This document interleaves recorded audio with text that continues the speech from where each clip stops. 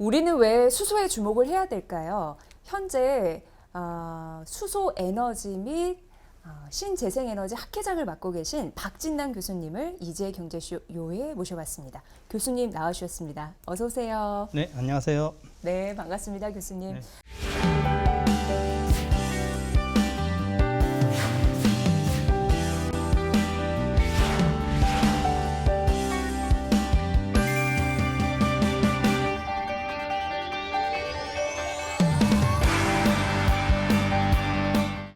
첫 질문은 이 질문을 해야 될 것 같습니다. 우리가 왜 지금 이 시점에서 수소를 주목을 해야 될까요? 한 2020년 정도 이전부터 이제 수소 이야기 조금 나오기 시작했는데 수소를 하는 가장 큰 이유는 탄소 중립입니다. 탄소 중립을 이제 하기 위해서는 뭐 재생에너지나 뭐 전기와 여러 가지 방법이 있는데 그것만으로 안 되는 영역들이 있기 때문에 그 부분에 이제 수소를 써서 탄소 중립을 달성하겠다는 것이 이제 목표고요. 그게 보다 구체화됐던 것은 이제 2020년쯤에 이제 전 세계적으로 이제 넷제로를 하겠다는 선언들이 막 쏟아졌는데 네네. 우리나라도 그때 이제 그거를 하겠다고 선언을 했고 그 전까지는 수소를 단순히 신산업 육성이라는 관점에서 바라봤었는데 그 넷제로 선언을 한 이후부터는 이제 수소를 탄소 중립의 중요한 수단으로 이제 보게 됐고 그걸 하면서 이제 수소를 하는 첫 번째 목적이 탄소 중립이 됐습니다. 그래서 육성하게 됐죠, 정부에서. 네, 그러니까 탄소 중립의 어떻게 보면 핵심 요인 가치가 수소이다 이런 생각이 드는데 네. 미래 시장을 선도하기 위한 핵심 인프라로서 네. 가치가 어느 정도 되는 건지 조금 더 구체적으로 들어볼 수 있을까요? 우리가 뭐 주변에 있는 보통 인프라고 생각하면 뭐 전기 인프라, 가스 인프라, 우리나라에 많이 다 돼 있으니까 그런 걸 생각할 수 있는데 전기 인프라는 계속적으로 구축되고 보완될 겁니다. 분명히 지금부터 훨씬 좋은 수치로 넘어갈 거고요. 그런데 이제 천연가스 인프라 같은 경우에는 우리가 탄소 중립을 해야 되기 때문에 현 상태를 유지할 수가 없거든요. 그러면 이제 이걸 대체할 수 있는 대안이 필요한데 가장 적절한 게 이제 수소로 천연가스를 대체하는 인프라를 구축하는 것이고, 네. 그렇게 되면 이제 수소가 우리 주변에 굉장히 많게 될 것이고요. 그럼 수소가 어떻게 보면 천연가스보다 더 폭넓은 활용도를 가질 수 있기 때문에 여러 분야 뭐 발전이나 산업이나 수송, 난방 이런 여러 분야의 수소가 사용될 수 있을 겁니다. 그렇게 되면 이제 우리 주변에 수소 인프라가 이제 충분히 깔리게 되는 것이죠. 네, 저희 오늘 경제쇼 백도 수소로 꽉 채웠는데 그렇네요. 물이네요, 다. 딱 보니까 네. 수소가 지배하는 우리 세상 한 10년 후 이렇게 좀 우리가 이미지를 떠올려 본다면 우리 일상이나 산업에서 어떠한 영향을 미칠지 기대가 되는 부분이고 특히 이제 수소에 대한 관심과 열정이 좀 많으시잖아요. 네. 그래서 교수님의 인사이트를 좀 들어보고 싶은데 어떤 모습일까요? 사실 수소 관점에서 알아보면은 10년 뒤면 한 35년 정도 되는데 그렇게 먼 미래가 아닙니다. 가까운 네. 미래라서 저희가 보통 수소를 할 때 수소 뭐 에너지, 수소 경제 세상을 이야기할 때는 보통 한 2050년을 두고 이야기합니다. 네. 근데 35년이면 큰 미래는 아니기 때문에 이제 저희가 이제 궁극적으로 생각하는 본격적인 수소 시대가 열리지는 않을 거고요. 한 35년 정도면 지금 현재 수소가 가장 많이 사용되는 것이 수송용입니다. 수소 전기차, 뭐 승용차, 버스, 트럭, 거기에서 조금 벗어나서 이제 선박이나 트램이나 항공까지 가는데 아마 수송용에 대한 수소 활용은 이제 본격적으로 돼서 제가 보기에는 이제 내연기관의 많은 차가 전기차와 수소 전기차 두 개로 이제 많이 이제 이동이 될 거고요. 그 다음에 이제 주로 이제 사실 탄소 중립을 위해서는 발전용과 산업용에 많이 활용하는 게 필요한데 산업용 같은 경우에는 뭐 어느 정도 노력을 하면 가능성이 있어서 아마 제가 보기에는 10년 정도 뒤가 되면은 수소를 이용해서 만드는 청정 메탄올이나 청정 암모니아 그리고 뭐 지속 가능 항공유 영어로 사프라고 하는데 이런 것들이 좀 많이 이제 생산돼서 탄소 중립에 기여할 수 있을 것 같고요. 마지막으로 이제 가장 좀 난이도가 있게 되는 게 발전용인데 발전을 하려면 청정수소가 대량으로 공급돼야 됩니다. 그렇죠. 네. 그게 어렵기 때문에 발전용은 일단 수입 수소를 좀 전제로 하는 관점이 있는데 청정수소나 암모니아를 이제 원료로 이용하는 어떤 발전 기술이 어느 정도 파일럿 단계를 넘어서서 실증 이제 실용화 단계에 가까이 갈 거라고 예상을 합니다. 네. 그 수소 경제의 경쟁력 우리나라는 어느 정도에 위치해 있는지 참 궁금합니다. 글로벌 순위로 이렇게 봤을 때 그 차별화된 경쟁력은 또 무엇이죠, 우리나라가? 이런 생각을 또 하게 되는데 어떻게 보세요?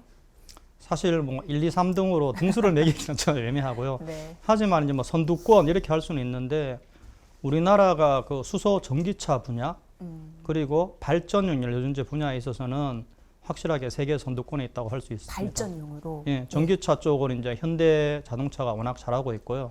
그다음 발전용 연료전지는 또 두산 퓨얼셀에서 굉장히 잘하고 있습니다. 그 두 분야는 뭐 기술적 측면이나 뭐 산업적 측면에서 양쪽 다 선두권에 있다고 할 수 있고요. 또 하나 할 수 있는 것은 이제 수소 충전소 쪽. 수소 네. 전기차를 운행하려면 충전소가 필수적인데 어떤 수소 충전소의 구축한 이제 양이나 그리고 또 운영하는 기술이나 이런 측면을 종합적으로 봤을 때 우리나라가 세계에서 거의 선두권에 있다고 할 수 있습니다.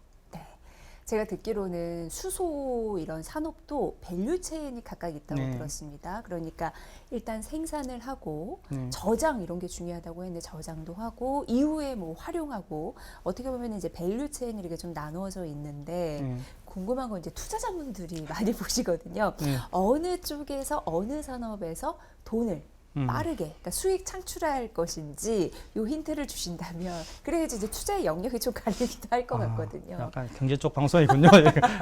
사실 뭐 지금은 뭐 저도 보는데 워낙 AI가 핫하기 때문에 네. 사실 비교하기는 좀 그렇고 수소는 좀 장기적으로 보셔야 됩니다. 궁극적으로는 성장할 산업이지만 뭐 제가 보기에는 태양광 발전하고 어떤 비슷한 개념이라고 생각하시면 될 것 같고요. 태양광이요? 태양광 발전이 한 2000년대 정도만 하더라도 수익성이 거의 없었거든요. 네. 하지만 이제 재생에너지를 육성해야 된다는 이제 생각으로 모든 국가에서 이제 적자가 나지만 투자를 했고 이제 그걸 받아서 무릉무럭해서 지금은 이제 태양광 산업이 수익을 이야기할 정도의 레벨이 됐거든요. 근데 수소도 비슷한 경로라고 볼 수가 있어요. 왜냐하면 수소라는 산업 자체가 청정 수소를 생산하는데 굉장히 돈이 많이 들고 전체적인 인프라를 새로 구축하고 활용을 개발하는데 역시 다 투자가 들어갑니다. 신산업 육성이기 때문에. 그래서 지금 시점에서 사실 수익을 낸다는 것은 쉽지가 않은 일이고 첫째로. 지금은요. 네, 하지만 일부 그러니까 수소 충전소나 어떤 인프라 구축 이런 쪽에 이제 투자를 한다면은 연료전지나 이런 쪽은 어느 정도 수익이 날 수 있는 여지가 있습니다. 네. 하지만은 전체적으로 봤을 때는 아까 방금 말씀하신 수소가 생산과 이송, 저장, 활용이 다 연결이 돼 있어요. 이게 연결이 돼 있어야 되기 때문에 네, 네, 네. 이게 한쪽만 잘 될 수가 없어요. 네. 왜냐하면 한쪽에 문제가 생기면 다 영향을 미치기 때문에 그 결국은 전반적으로 같이 갈 수밖에 없는 산업입니다. 네, 주식시장에서도 이렇게 보면은 저는 이제 주식 방송을 진행을 하는데 수소 연료 전지 테마가 확 뜰 때가 있거든요. 네. 수소 연료 전지의 장점은 뭐예요? 쉽게 얘기해서. 시간이 많이 있으면 길게 한 시간짜리 수업인데 원래는 네. 일단은 수소 연료전지의 가장 큰 경쟁자는 이제 천연가스 발전이라는 재생에너지와 천연가스 발전이라고 할 수 있고요. 네. 청정성을 따지면 재생에너지가 경쟁 대상이고 예. 왜냐하면 수소는 일반적으로 CO2를 배출하거든요. 근데 이제 또 경제성을 따지면 천연가스 발전하고 경쟁하게 됩니다. 근데 수소 연료전지 같은 경우에는 경쟁이 되지만 장점을 따지면은 첫째로 천연가스를 써서 CO2를 배출하긴 하지만 네. 상대적으로 적게 배출합니다. 나름대로 청정한 거죠. 그 다음에 또 하나가 내가 원하는 곳에 설치해서 원하는 대로 발전을 할 수가 있습니다. 굉장히 유연하네요. 그러니까 그게 굉장한 장점이 되고 사실 최근에 수소 연료전지 발전이 이제 CO2를 배출한다는 측면 때문에 계속 공격을 받고 있는데 네. 뭐 굳이 하려면 사실 수소를 직접 공급받아서 발전을 할 수도 있습니다. 근데 그렇게 하려면 수소 인프라가 구축이 먼저 돼야 되기 때문에 거기에서 걸려서 거리를 못 가는 것이고 통상적으로는 천연가스를 이용해서 발전을 하는데 이 경우에는 우리가 이제 재생에너지에 비교해서는 훨씬 이 구축의 용이성이 쉽기 때문에 이제 그 CO2 배출 때문에 좀 공격을 받아서 최근에 좀 곤란했었는데 아까 이야기한 최근에 갑자기 AI 붐이 뜨면서 이 데이터 센터의 필요성이 굉장히 올라가고 맞아요. 또 데이터 센터들이 파워를 요구하잖아요. 특히나 미국 같은 데서는 지금 어떻게 데이터 센터 구축하면서 이제 연료전지에 관심을 가지는 게 굉장히 많고 국내 연료전지 업계도 사실은 이 분위기에 수소 연료전지도 다시 한번 데이터 센터로 부활할 수 있지 않을까 네. 그런 약간 기대를 하고 있는 상황입니다. AI 시대 어떻게 보면 하나의 또 성장 동력에 대한 네. 모멘텀을 얻어갈 수 있는 가능성이 네. 있군요. 네, 그래서 이제 수소 연료 전지 테마성으로 이렇게 딱 뜰 때가 있었는데 그러한 부분이 부각될 때마다 튀어오르지 않나라는 생각이 뭐 그게 듭니다. 좀 구체적으로 계약이 된다든가 그리고 정부에서 좀 시그널이 들어가면은 네. 확실하게 뭔가 가능성은 있습니다. 네. 앞서서 수소차에 대한 이야기도 네. 잠깐 해주셨는데 지금 어떻게 보면은 전기차 뭐 될 때도 있고 뭐 터널이 들어갈 때도 있고 뭐 네. 이렇게 여러 가지 얘기가 나오는데 어쨌든 그런 과정이 전기차 대중화 시대잖아요. 그렇죠. 근데 수소차도 대중화 시대에 좀 앞당겼으면 하는 바람이 있으실 것 같습니다. 네. 어떤 점에서 그러할 가능성이 있다고 보시는지 그리고 우리가 전략적으로 어떤 과제에 직면하고 있다고 보십니까? 일단 수소 차량, 전기 차량은 이제 과거에는 경쟁의 개념으로 바라본 사람이 많았는데요. 네. 지금은 경쟁이라기보다는 어차피 이 자동차 시장 굉장히 크기 때문에 둘 다 이제 성장해야 되는 시점이고요.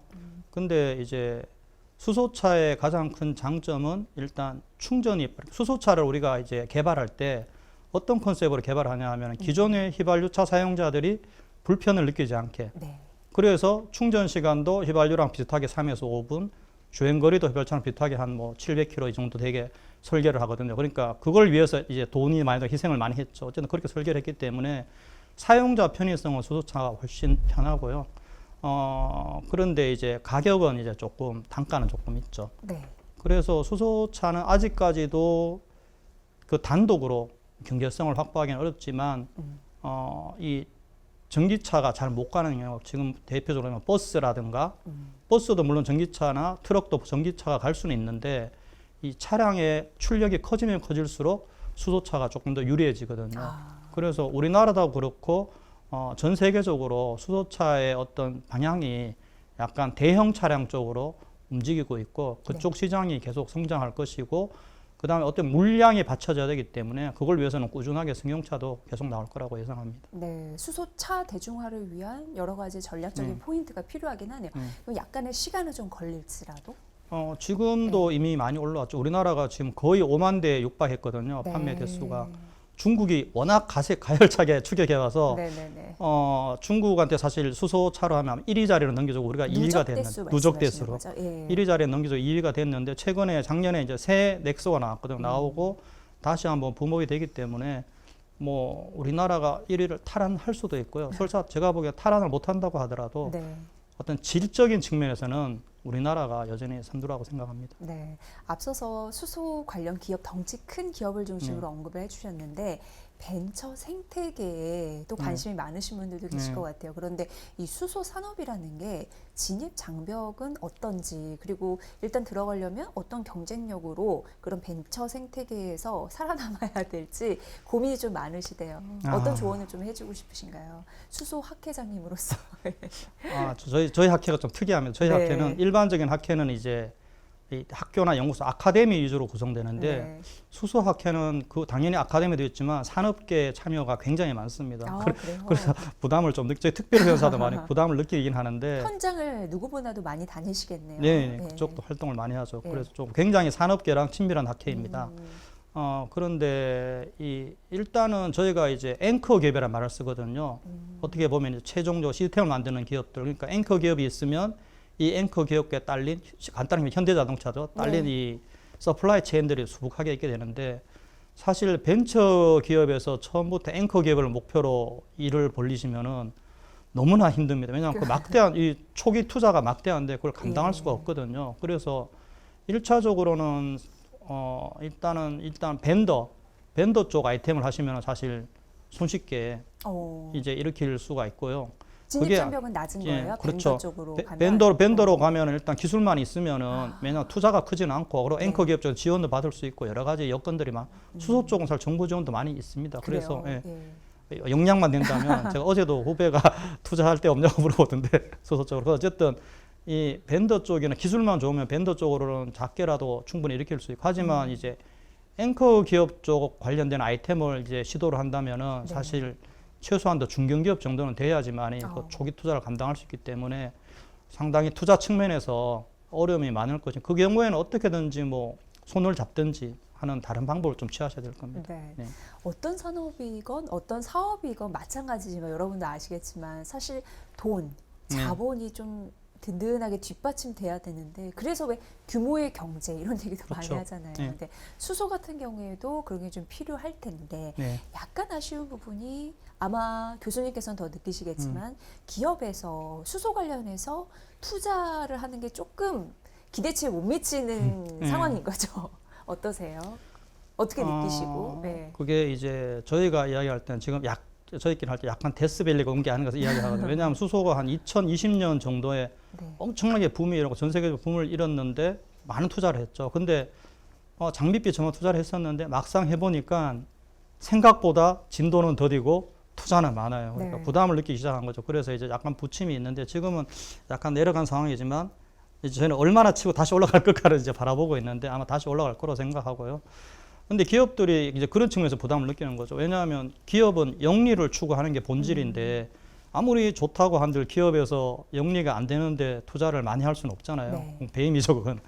그래서 이제 기업들이 조금 부담을 가지는 건 사실이고 하지만은 이게 탄소 중립이라는 시장이 나중에 있고 그다음 저는 아까 현대자동차를 언급을 했는데 현대자동차가 제가 보기에는 아마 수소 전기차 사업만 가지고는 흑자가 아닐 것 같아요. 근데 하지만은 그 푸광으로 인해서 현대자동차가 입은 그 브랜드 가치가 엄청 올라갔거든요. 상징적인 의미 말씀하시는 그러니까 제가 거예요? 보기에는 예. 주가나 이런 걸 다 고려하면 전체적으로 보면 현대자동차가 수소 그 네. 자체에서는 적자를 봤을지 모르지만 기업 전체로는 손해가 아닐 거라고 생각해요. 분명히 플러스가 됐을 거라고 생각합니다. 그런 네. 식의 이제 의미가 있을 수 있고 다른 기업들도 그런 거를 좀 단순히 그냥 하지 말고 어떤 수소를 한다는 걸 이미지를 좀 세일하시는 것도 필요하고 어쨌든 지금 시점 쉽지 않고 그리고 또 하나가 정부에서 이게 사실은 수소가 정책적 드라이빙이 엄청 많고 유럽도 그렇고 중국도 그렇고 대부분의 수소를 잘하는 곳은 기업도 막대하게 투자를 하지만 이게 당장 돈이 되진 않지만 하거든요. 네, 근데 네. 그걸 하기 위해서는 정부의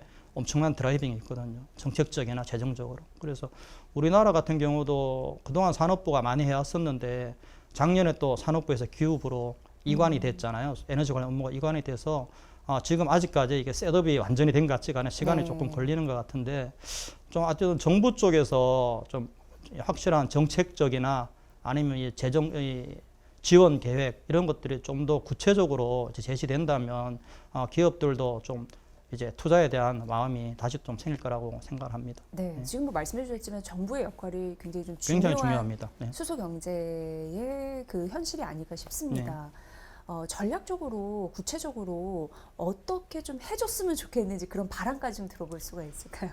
사실 뭐 네. 제가 이제 수소 경제 활성화 로드맵 만들 때도 참여하고 네. 경제 이행 기본 계획 날 참여하고 다 참여를 했었는데 뭐 돌이켜 보면 사실 정부가 지원을 많이 해주긴 해줬어요. 사실 수소 전기차만 하더라도 그 차 한 대 살 때마다 보조금을 상당히 줬고요. 네. 뭐 전기차도 있긴 하지만 그리고 충전소 구축할 때도 충전소 구축에도 보조금을 주고 이제 이후에는 운영에도 보조금을 주는 것처럼 정부에서 상당히 투자를 많이 했는데 그래도 좀 더 아쉬운 게 이제 수소를 하는 목적이 탄소 중립이거든요. 그래서 저희도 이제 만약에 탄소 중립에 대한 기여도가 없다면은 뭐 정부에서 손을 놔도 할 말은 없어요. 그래서 네. 어쨌든 수소가 얼마나 탄소 중립에 기여하고 있고 할 수 있는지에 대해서 좀 명확하게 좀 디파인을 하고 이제 정리를 하고 난 다음에 그 다음에 거기에 맞춰서 이제 수소에 대한 어떻게 투자를 할 건지 정부 입장도 좀 정해 주셔야 될 거고요.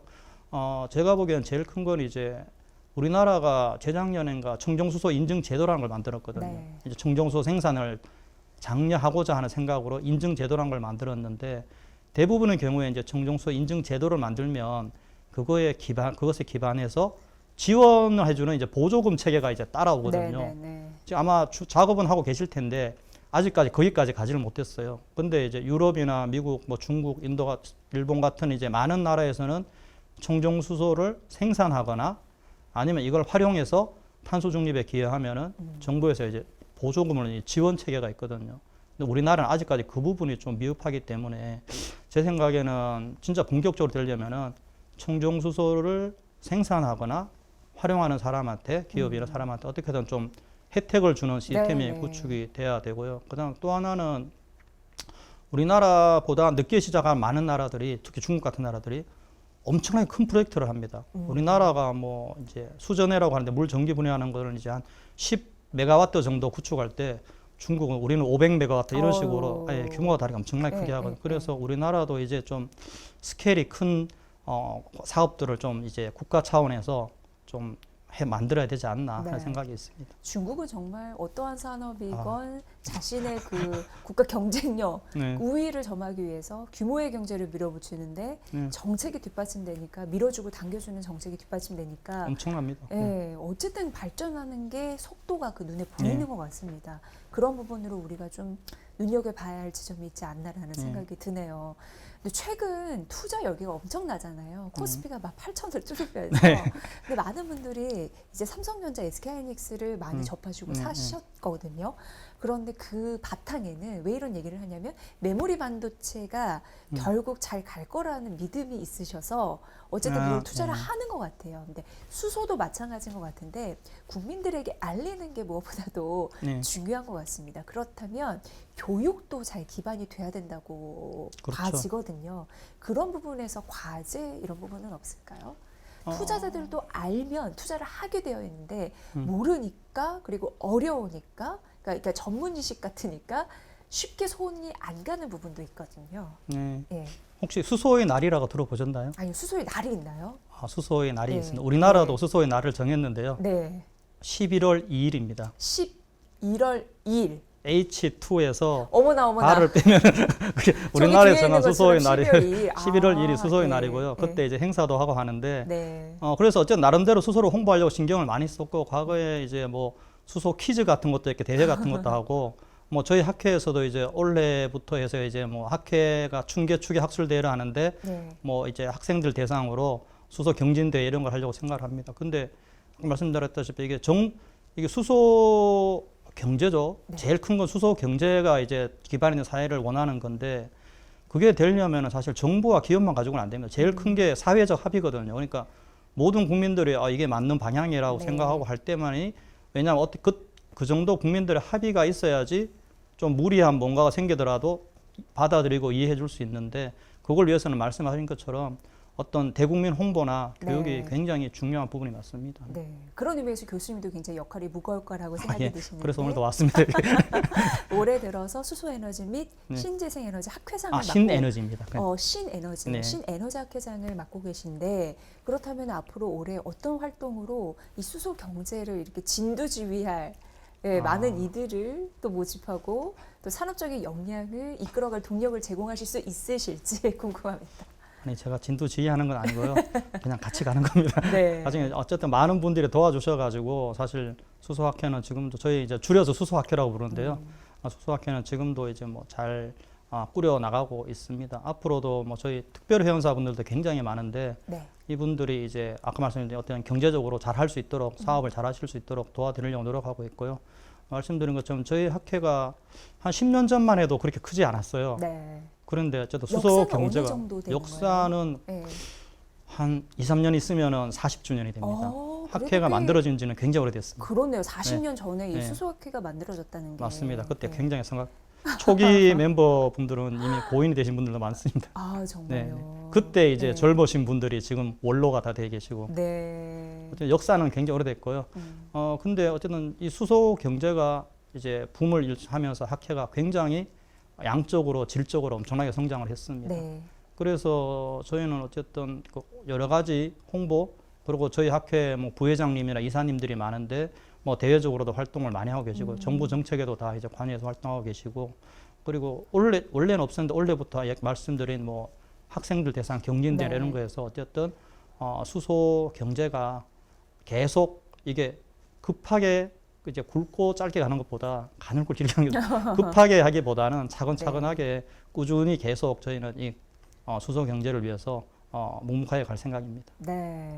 오늘 이지혜 경제쇼 요를 보시는 요님들 수소에 대해서 좀 관심이 생겼으리라는 생각이 드는데 교수님께서 마지막으로 수소에 대해서 이러한 관심 좀 필요합니다. 혹은 이러한 공부 혹은 투자가 필요합니다. 이런 마무리 말씀 좀 해주시면 좋을 것 같습니다.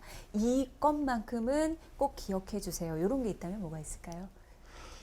일단은 수소를 보려면은 기업들은 무지 많습니다. 네. 근데 아까 제가 말씀드렸다시피 제일 중요한 거는 현 시점에서는 정부 드라이브입니다. 그러니까 네. 정부가 어떤 스탠스를 취하냐가 가장 이 기업들의 투자를 끌어낼 수 있는 큰 방향입니다. 그래서 저는 어쨌든 정부에 많은 기대를 하고 있고 특히나 기후 에너지 환경부가 새로 생겼기 때문에 더더욱 이 탄소 중립과 수소를 엮어서 좋은 정책을 만들어 주시리라 기대하고 있습니다. 네, 현 정부에서 수소 에너지에 대해서 관심을 가지고 정책적인 드라이브를 잘 이끌어 나갈 수 있을지 또 수소를 사랑하고 응원하는 많은 이들이 지켜볼 대목이 아닐까 싶습니다. 우리 요님들도 수소에 대한 에너지 굉장히 중요한 자원이라는 거 어떻게 보면 이제 국가적인 자원입니다. 네. 잘 개발하고 활용할 수 있는 그런 부분에 대해서도 앞으로 관심 가지시고 투자하면 꼭 부자 되시길 바라겠습니다. 그럴 정도로 수소가 성장했으면 좋겠습니다. 예, 교수님 나와주셔서 고맙고요. 다음에도 좋은 인사이트 부탁드리겠습니다. 불러주셔서 감사합니다. 감사합니다.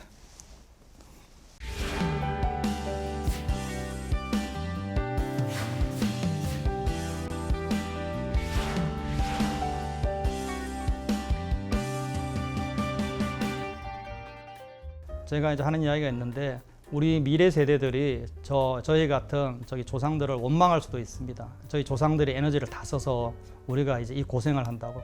그래서 그런 사태를 피하기 위해서는 우리가 역시 수소 에너지를 열심히 해야 될 것 같고요. 자, 우리 미래 세대를 위해서 수소에 투자하세요.